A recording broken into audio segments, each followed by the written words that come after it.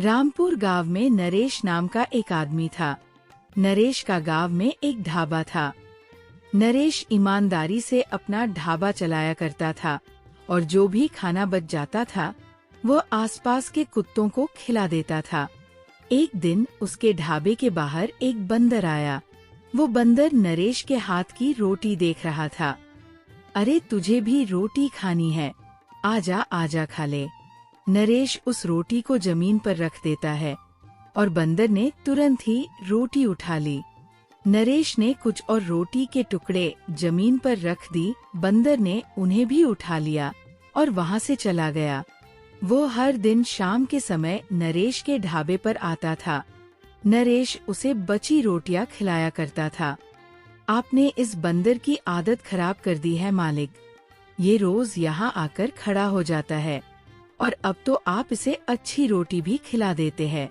कोई बात नहीं अनुज, तेरे और मेरे परिवार की तरह इस बंदर का भी परिवार है जिसके लिए ये रोटी लेकर जाता है।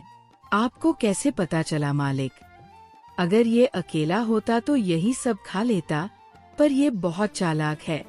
जितनी रोटी दोगे सबके सब ले जाता है, तो जरूर ये पहले अपने परिवार को खिलाता है और फिर खुद खाता है। अब जा उसे भी रोटी दे दे। उस बेजुबान जानवर को 2 रोटी खिलाकर हमारा कोई नुकसान नहीं होगा। अनुज ने बंदर के सामने 2 रोटी रख दी और वह रोटियां लेकर चला गया। ऐसे ही रोज चलता रहा। अब बंदर अपने बच्चों के साथ रोटियां लेने आया करता था। नरेश अब उसे ज्यादा रोटियां देता था। नरेश का ढाबा भी अच्छा चल रहा था, इसलिए उसने एक और लड़के को नौकरी पर रख ली, मानव। अनुज खाना पकाया करता था और मानव खाना ग्राहकों तक पहुंचाया करता था। सब कुछ अच्छा चल रहा था। फिर एक दिन नरेश का एक्सीडेंट हुआ। एक टेम्पो ने उसे ठोकर मार दी। नरेश का अस्पताल में इलाज हुआ। उसकी जान तो बच गई, पर उसके पैर काम नहीं कर रहे थे। अब वो अपाहिज हो चुका था। नरेश की पत्नी सरिता ने रो रो कर अपना बुरा हाल कर लिया था। पता नहीं भगवान को हमारे साथ क्या परेशानी थी जो हमारे साथ ये अनर्थ कर दिया। अरे सरिता, भगवान का शुक्र करो, कम से कम मैं जिंदा बच गया। पर आप कैसे जीवन जिएंगे? जैसे भगवान चाहेंगे वैसे जिएंगे। नरेश हर बात में अच्छा ही ढूंढ रहा था। भले ही उसका एक्सीडेंट हो गया, वो अपाहिज हो गया, पर फिर भी वो जिंदा था। वो इसी बात से खुश था। नरेश के एक्सीडेंट के बाद ढाबा कई महीनों तक बंद रहा। नरेश अपने घर पर ही रहता था। ऐसे कैसे चलेगा? मुझे वापस ढाबा शुरू करना ही पड़ेगा। पर आप ये सब अकेले कैसे करेंगे? अरे सरिता, मैं अकेले कहाँ हूँ, तुम हो ना मेरे साथ। हम दोनों मिलकर ढाबा खोल लेंगे। नरेश को कैसे भी करके अपनी परिस्थितियाँ बदलनी थी। अगली सुबह नरेश और सरिता अपने ढाबे पर पहुँचे। ढाबा बहुत गंदा था। दोनों ने मिलकर साफ सफाई की। सुनिए, हमने ढाबे की सफाई तो कर दी, पर हम इसे चलाएंगे कैसे? देखो सरिता, मैं खाना पका लूंगा, तुम उसे ग्राहकों तक पहुंचाना और टेबल साफ कर लेना। कुछ दिनों बाद जब थोड़े पैसे आ जाएंगे तब एक लड़के को काम पर रख लेंगे। ठीक है जी।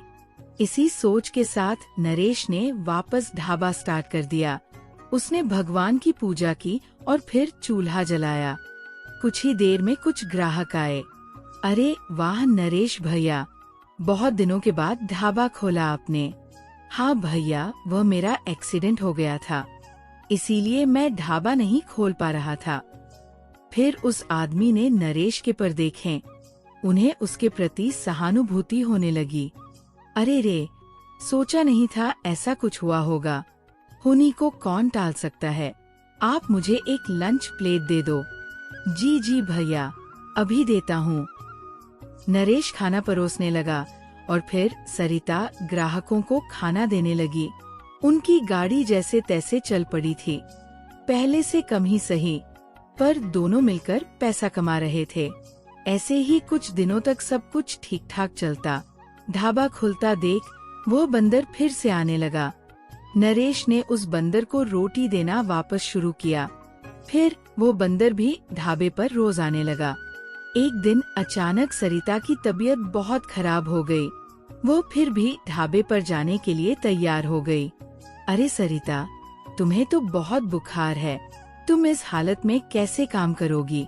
तुम्हें आराम करना चाहिए।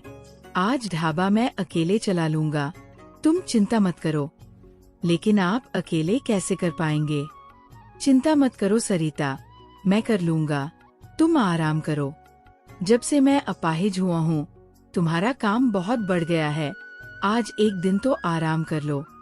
सरिता को आराम करना नहीं था, पर फिर भी नरेश ने उसे घर पर आराम करने के लिए बोल दिया। नरेश अकेले ढाबे पर गया। उसने ढाबा खोला। कुछ देर बाद ग्राहक आए। भाई, 2 चाय दो ना। जी जी भैया, अभी लाया। नरेश खुद ही चाय बना रहा था और खुद ही बैसाखी के सहारे ग्राहकों को चाय देने लगा। ऐसे ही लंगड़ा लंगड़ा कर खाना परोसने लगा। जो बंदर रोज आ रहा था, वो उसकी मजबूरी देख रहा था। पता नहीं बंदर ने क्या सोचा। वो ढाबे के भीतर गया और उसने नरेश के हाथों से खाना ले लिया और खुद ग्राहक तक ले गया। नरेश हैरान था। उसे समझ नहीं आ रहा था कि बंदर ऐसा क्यों कर रहा है। खाना देने के बाद बंदर वही जमीन पर बैठ गया। कुछ देर बाद कुछ और ग्राहक आए। भाई, 3 लंच प्लेट देना। जी जी भैया, अभी लाया। नरेश लंच प्लेट भरने लगा और उसके भरते ही बंदर ने वो थाली उठा ली और उसे संभालकर ग्राहक के टेबल तक ले आया। फिर बंदर दूसरी थाली लेने आया और फिर तीसरी। एक एक करके उसने सारे ग्राहकों को खाना दे दिया। सारे ग्राहक हैरान थे। अरे भाई, ये तो सही है। और आपके ढाबे पर बंदर काम करते हैं क्या? जी नहीं भाई, बंदर काम नहीं करते। ये बंदर मेरी मदद कर रहा है। मैंने इसे रोटी खिलाई और ये बेचारा मेरी मदद के लिए काम कर रहा है। पूरे दिन बंदर नरेश के ढाबे पर काम करता था। दोपहर को नरेश ने बंदर को 3-4 रोटी दी। रोटी लेकर बंदर भाग गया। शायद अब ये वापस नहीं आएगा। पर नरेश हैरान रह गया जब कुछ देर बाद बंदर वापस लौटा। अब उसके साथ 2 बच्चे और उसकी पत्नी भी थी। बंदर ने बच्चों को पास वाले पेड़ पर छोड़ दिया और वह और उसकी पत्नी ढाबे के अंदर आकर बैठ गए। और फिर जब भी ग्राहक का खाना बनता, बंदर और उसकी पत्नी दोनों ग्राहकों को खाना पहुंचाते और जूठे बर्तन भी वापस लाया करते थे। सुबह से शाम तक ये सिलसिला चलता रहा। शुक्रिया दोस्त। नरेश ने बंदर के लिए अच्छा खाना बनाया और बंदर और उसके बच्चों को खिलाया। उस दिन से रोज बंदर ढाबे पर खाना खाने आने लगे।